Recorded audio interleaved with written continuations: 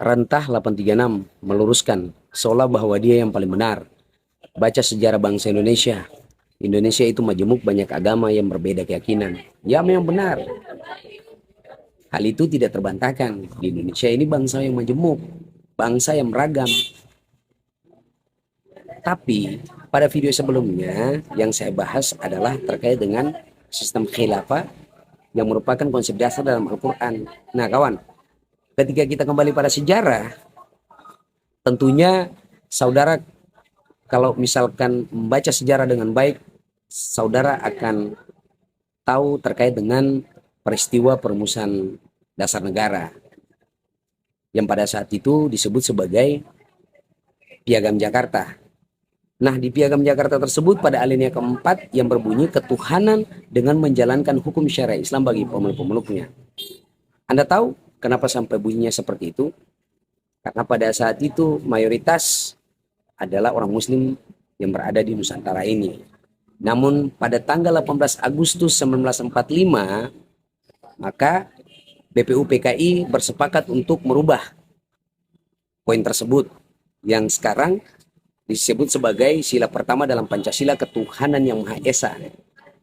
Nah, ini adalah merupakan hadiah terbesar dari umat muslim pada saat itu, karena pada saat itu partai-partai besar yang berbasis Islam yang merumuskan perumusan negara ini hanya saja berdasarkan kajian pada saat itu ada usulan-usulan daripada saudara kita yang non muslim untuk merubah Piagam Jakarta tersebut hingga dikenal dengan Undang-Undang Dasar 1945 dan Pancasila. Sila pertama, ketuhanan yang Maha Esa. Ingat itu saudara, ketika kita kembali pada sejarah. Nah, kalau kita berbicara tentang khilafah ini sendiri, kita sadar atau tidak sadar, banyak yang sudah tergiring dengan opini orang-orang tertentu yang tentunya ingin menjadikan Islam sebagai musuh bersama dengan menggiring isu-isu bahwa khilafah merupakan salah satu pemahaman yang mengarah kepada tindakan-tindakan yang radikal. Padahal tidak seperti itu saudara. Ketika Anda Muslim, Anda belajar baik tentang yang namanya syariat, maka belajar lebih dalam lagi terkait dengan khilafah. Khilafah dari segi bahasa sendiri itu adalah tentang pemerintahan.